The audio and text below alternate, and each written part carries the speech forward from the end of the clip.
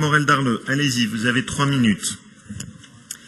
Merci, Monsieur Wauquiez. Cet après-midi, vous avez dit, je me permets pour une fois de vous citer, concernant les Kurdes, ce qui est en train de se passer est le comble du cynisme en matière internationale.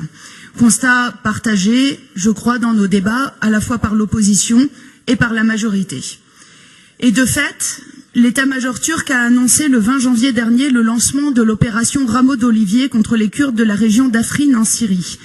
Une opération terrestre a été lancée avec l'aide de milices djihadistes et d'anciens d'Al-Qaïda. Les bombardements par l'armée turque ont déjà fait plusieurs morts dans cette région, violemment endeuillée par Daesh et par la guerre en Syrie. Afrin y était un des derniers havres de paix. De nombreux Syriens, de toute nationalité, religion et culture, s'y étaient réfugiés. Un camp de 20 000 réfugiés a même été bombardé, causant de nombreuses victimes, des femmes et des enfants, et beaucoup de réfugiés arabes d'Idlib. Le canton d'Afrin est un des premiers lieux, il faut s'en souvenir, à avoir échappé en 2012 au contrôle de Bachar el-Assad, créant ses propres écoles et systèmes de sécurité. Il fait, vous le savez, partie du Kurdistan syrien, le Rojava, qui défend un projet social multiethnique, de laïcité et de féminisme précieux au Moyen-Orient.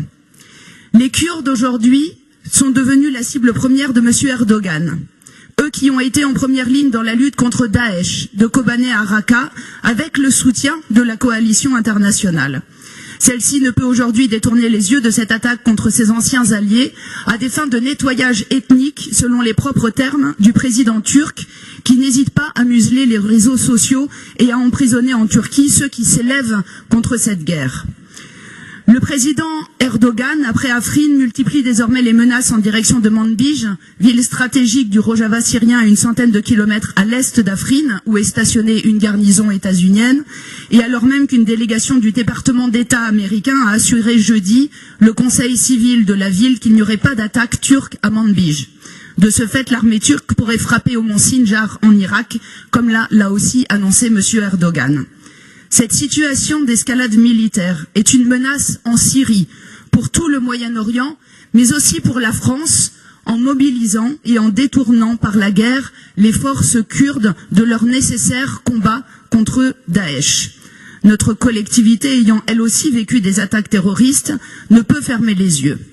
Vous l'avez dit là aussi cet après-midi, Monsieur Wauquiez, nous sommes contre un Orient mono-ethnique et mono-religieux. Nous voulons nous battre pour garder un Orient qui soit divers. C'est le projet qui se joue aujourd'hui à Afrin et au Rojava syrien.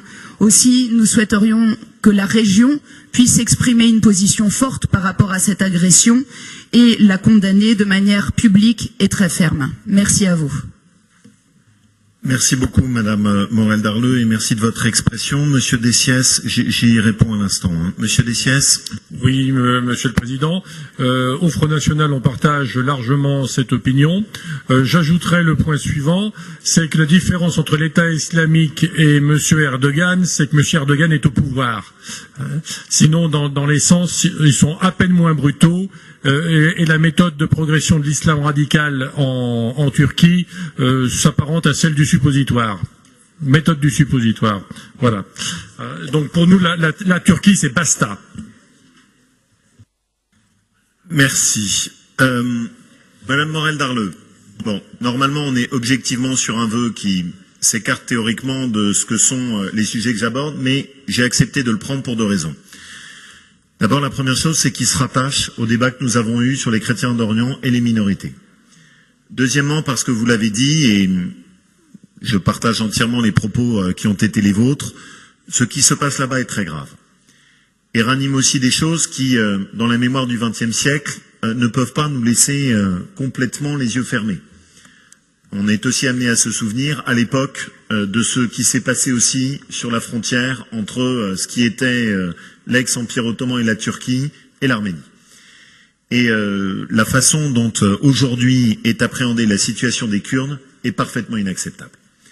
Vous avez également rappelé ce qui avait été l'engagement courageux des Kurdes à nos côtés pour se battre contre Daesh, et notamment leur rôle décisif dans Raqqa, dans lequel, là encore, l'attitude parfois de la coalition n'a pas été à l'honneur de ceux qui sont intervenus, et avec sur la fin quelques lâchetés coupables sur le soutien qui était demandé par les Kurdes et qui a été très bien retracé à l'époque par un reportage de la BBC qui est assez éloquent et que je vous invite tous les uns et les autres à regarder sur Internet, tant il fait froid dans le dos sur les lâchetés dont on fait preuve dans le soutien qu'on a apporté aux Kurdes. Ce que vous avez dit, évidemment, d'abord, suppose, et je pense que c'est bien, que au moins notre parole soit claire dessus et qu'elle ait été relayée, et ce matin à travers les propositions qui ont été faites par le groupe PCF Front de Gauche, et ce soir par votre vœu. Deuxièmement, ce que je vous propose, c'est que même si ce sera symbolique, mais je pense que c'est bien que nous puissions le faire, à l'intérieur de l'enveloppe qu'on sera amené à gérer, qu'il puisse y avoir un signe qui soit envoyé à l'égard des populations kurdes, et que dans notre action, elle ne soit pas oubliée. Ce sera symbolique, mais je pense que ce symbole-là a valeur d'exemple. N'oublions malgré tout pas que la solution qui peut être apportée à la question kurde ne sera malheureusement pas humanitaire, mais que c'est bien un moment une solution géopolitique que toutes les puissances successives occidentales ont tout esquivé, et qui est ce qu'on accepte ou non d'aider le peuple kurde à constituer un pays. Et cette question-là a été systématiquement esquivée par toutes les puissances occidentales, avec un jeu d'hypocrisie qui n'honore pas ceux qui l'ont pratiqué.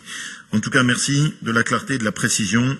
Je sais que vous connaissez parfaitement ce dossier, et votre question de ce point de vue était très utile. Merci à vous.